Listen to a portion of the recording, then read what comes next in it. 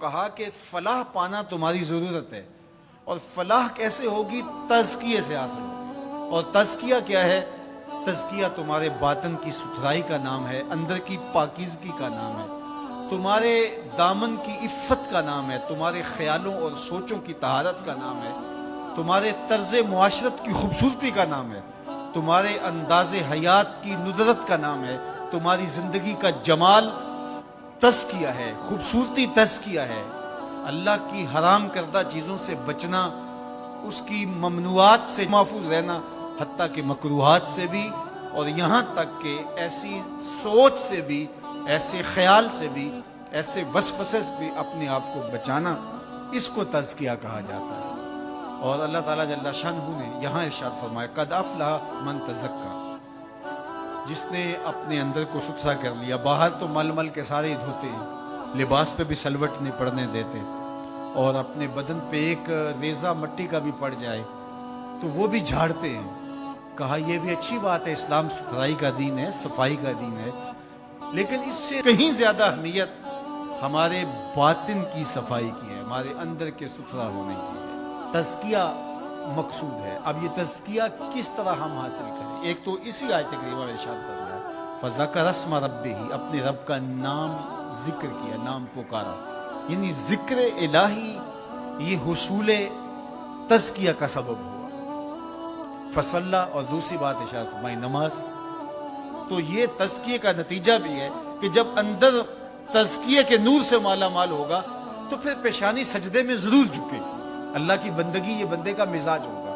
اور دوسرا یہ ہے کہ اگر یہ تم حاصل کرنا چاہو تو پھر تمہیں اس عمل سے بھی گزرنا پڑے گا، اور اللہ کا ذکر تمہارے اندر کے زنگ اتارے گا۔ تو جب دل کا زنگ اترا تو دل مزکا ہو گیا، دل کو تزکیے کی دولت نصیب ہو گئی۔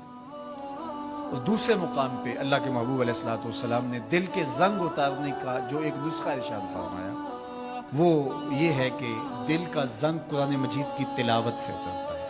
اب ذرا دیکھیے قرآن مجید میں بھی اس پر بڑی خوبصورتی کے ساتھ ارشاد فرمایا گیا۔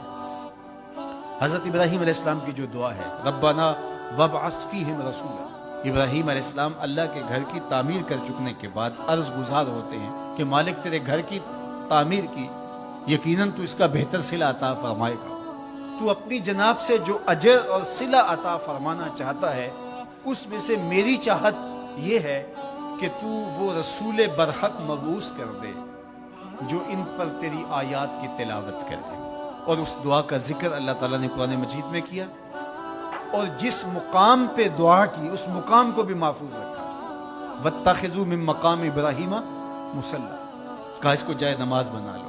آپ نے حج یا عمرے کی سعادت پائی ہو تو وہاں مطاف سے تو ہر رکاوٹ اٹھائی جاتی ہے کہ طواف کرنے والوں کو کوئی دقت نہ ہو، اور یہاں یہ پتھر نصب کیا ہوا ہے، یا اللہ تیرے گھر کے سامنے یہ پتھر تو نے تو پتھروں سے دور ہٹایا تھا، لیکن اس پتھر کے نیڑے آ کے سجدہ کرنے کا کہا گیا۔ وَاتَّخِذُوا مِن مَّقَامِ إِبْرَاهِيمَ مُصَلًّى، طواف کر لیا، عمرہ کر لیا، حج کی سعادت پائی، طواف زیارت کر لیا، لیکن کہا کہ تمہارا طواف نہیں مانوں گا جب تک 2 رکعت یہاں نہیں پڑھو گے جہاں میرے یار کے قدم لگے۔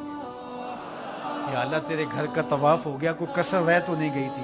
کہا محبت کی بولی جانتے ہو تو یار کا ڈیرا اچھا لگتا ہے، اتنی دیر تک تمہارا طواف ہی قبول نہیں جب تک یہاں ماتھا نہیں رگڑو گے جہاں میرے یار کے، میرے خلیل کے قدم لگے۔ اب وہاں پیشانی رگڑائی جا رہی ہے اور وہاں ماتھا رگڑا جا رہا ہے۔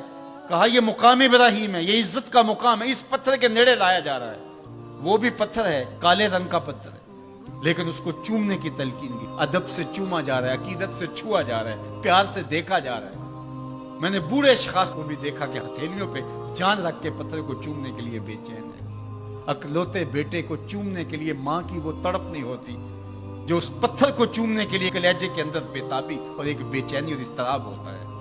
مجھے ایک بوسہ میسر آ جائے، یہ تڑپ کیوں؟ یہ راز حضرت عمر نے کھولا۔ حجر اسود کو چوم رہے تھے اور چومنے سے پہلے بولے اے حجر اسود تجھے کبھی نہ چومتا اگر میرے حضور نے نہ چوما ہوتا۔ ہم نے قطرہ دیکھا نہ کبھی دریا پہ غور کیا، بس جہاں تیری جھلک نظر آئی وہیں ڈوب گئے۔ تو یہ عقیدتوں کے رنگ ہیں، یہ محبتوں کے روپ ہیں، یہ الفتوں کا ایک عجیب جہان ہے جو ہم نے یہاں آباد دیکھا۔ تو یہ پتھر ہو کر کے بھی عزتوں کا ظرف قرار پایا اور اس کو سینے کعبہ کے اندر نصب کر دیا گیا. کہا یہ نشان ہے, یہ شاعر اللہ میں سے, یہ جائے نماز بنا لو. یہ عزتوں کا ظرف قرار پایا. اس کو یہ عزت کیوں ملی؟ اس لیے کہ حضرت خلیل اللہ کے قدم لگے. اچھا کیا حضرت ابراہیم کے قدم ساری زندگی اسی پتھر پہ لگے یا کسی اور پتھر پہ بھی لگے؟ ظاہر ہے یہ سارا علاقہ ہی پتھریلا تھا, ان کے قدم تو جگہ جگہ لگے, لیکن کسی اور پتھر کو محفوظ نہیں کیا گیا. اس پتھر کو محفوظ کیوں کیا گیا؟ اس لیے کہ اس پتھر کی چھاتی پہ کھڑے ہو کے حضرت خلیل نے میرے رسول کے